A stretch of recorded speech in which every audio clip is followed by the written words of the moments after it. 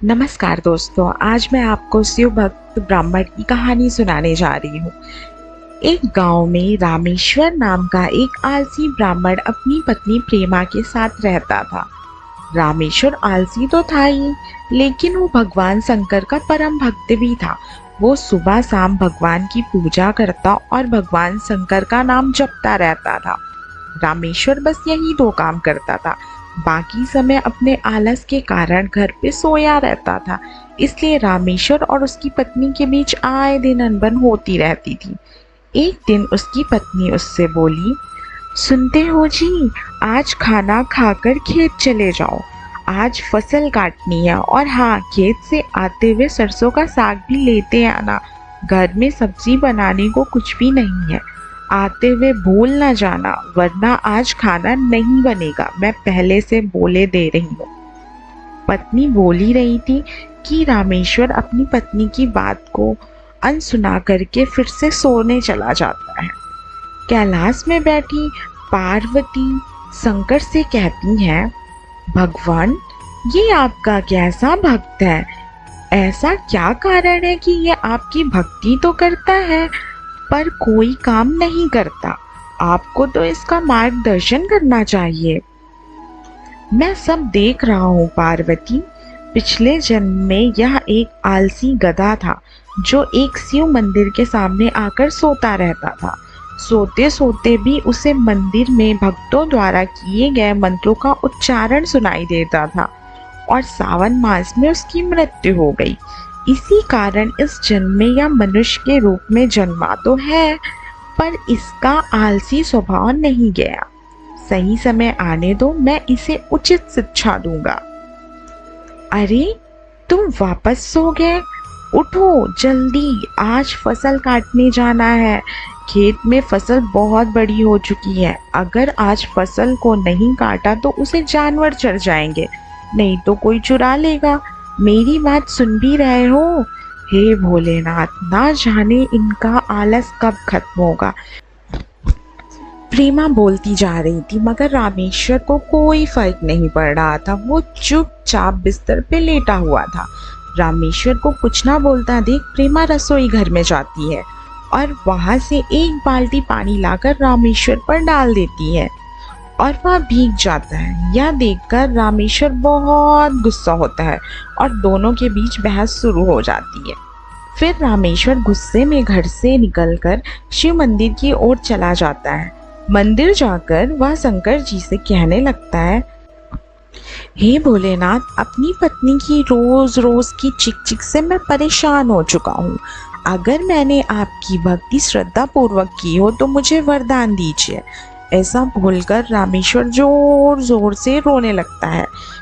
उसके भक्ति भाव को देखकर भगवान उसको दर्शन देते हैं और कहते हैं, रामेश्वर, तुम मेरे परम भक्त हो। तुम्हारी भक्ति से मैं बहुत प्रसन्न हूँ। बोलो, तुम्हें क्या वरदान चाहिए?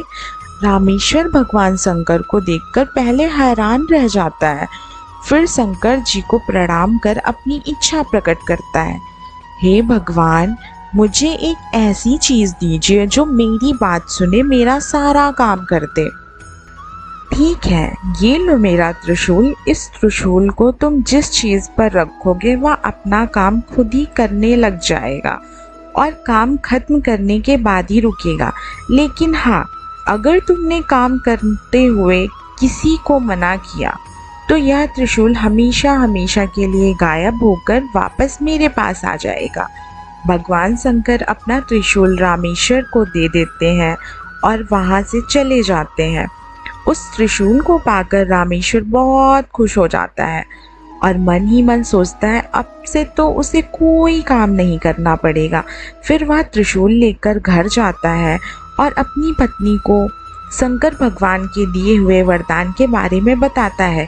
ऐसे ही कुछ दिन गुजर जाते हैं। रामेश्वर उस त्रिशूल को पाकर बहुत खुश था। उसे उस दिन से कुछ भी काम नहीं करना पड़ता था। वह जिस भी चीज़ पर उस त्रिशूल को रख देता, वह चीज़ अपने आप ही अपना काम करने लगती। ऐसे ही एक दिन रामेश्वर को चाय पीना था। उसने चाय के बर्तन पे त्रिशूल रखा और बोला, मुझे एक कप चाय बना दो। ये बोलते ही चाय के पतीले में अपने आप दूध, चीनी, चाय की पत्ती डल जाती है। फिर उसको एक साथ उबालकर एक कप चाय बनकर उसके सामने आ जाती है। इसी तरह वह हर काम में शंकर भगवान के उस त्रिशूल का इस्तेमाल करता। गैस में पानी डालना होता तो वह पानी वाले पाइप को छूकर बोलता, पाइप एक बाल्टी पानी अपने आप से इन फूलों पर डाल दो। पाइप को ये बोलकर खुद सोने चला जाता और उसके सोते ही लाइट चली जाती है और पंखा बंद हो जाता है। मगर रामेश्वर बिना चिंता करते हुए हाथ वाले पंखे को कहता है, पंखा मुझे गर्मी लग रही है, जब तक लाइट ना आए तुम मुझे हवा करो। रामेश्वर के कहते ही हाथ वाला पंखा ऐसा ही करता है और जैसे ही लाइट आती है वह बंद हो जाता है। इस तरह रामेश्वर अपने सारे काम कर लेता है। फिर एक दिन रामेश्वर को भूख लगी और स्वादिष्ट भोजन खाने का मन किया, तो वह खाना खाने बैठा और मन में ही बोलने लगा, कैसा होता अगर खाना भी अपने आप मुंह में आ जाए, मुझे हाथ भी इस्तेमाल ना करना पड़े। यह सोचकर वह बोला, अच्छे अच्छे पकवान मेरे मुंह में आ जाएं। ऐसा कहते ही अच्छे अच्छे तरह में तरह पकवान उसके मुंह में जाने लगे और वह उनका मज़ा भी ले रहा था। पर ये मज़ा बस कुछ ही देर के लिए ही था। थोड़ी देर में रामेश्वर का पेट भर गया और वह खा नहीं पा रहा था, पर खाना तो रुकने का नाम ही नहीं ले रहा था। प्लेट से भिन्न भिन्न प्रकार के व्यंजन उसके मुंह में जा रहे थे। वह जैसे ही खाने को मना करने जा रहा था, उसे भगवान की बात याद आई कि त्रिशूल को मना किया तो उसका वरदान हमेशा के लिए खत्म हो जाएगा। यह सब सोचकर वह चिल्लाने लगा, जिसे सुनकर उसकी पत्नी रसोई घर से आई और रामेश्वर को देखकर हैरान हो जाती है और खाने को रोकने को कहती है। पर वह ऐसा नहीं करना चाहता था, पर करता भी क्या। फिर उसे बोलना पड़ा, रुक जाओ। और ऐसा बोलते ही त्रिशूल हमेशा के लिए चला गया। रामेश्वर त्रिशूल को अपने पास ना देखकर बहुत दुखी होता है, पर अब वह कुछ भी नहीं कर सकता था। अब तक रामेश्वर ने त्रिशूल को जो भी कहा था, जो भी काम दिया था, उन सब काम को खत्म करने का समय भी जाने अनजाने में उसने बोल दिया था, पर खाना खाते समय कब रुकना है ये नहीं बोला था, जिस कारण खाना बिना रुके उसके मुंह में आता ही जा रहा था। हे महादेव, अब मैं समझ गया कि आपने मुझे ऐसा वरदान सबक सिखाने के लिए दिया था। मैं कितना बेवकूफ़ था जो आलस के कारण हर छोटे से छोटे काम को टाल दिया करता था। आपने मुझे सिखा दिया है कि छोटे से छोटे काम को स्वयं करना चाहिए, किसी दूसरे पर निर्भर नहीं होना चाहिए। उस दिन से उसने आलस करना छोड़ दिया और खुशी खुशी अपना जीवन यापन करने लगा।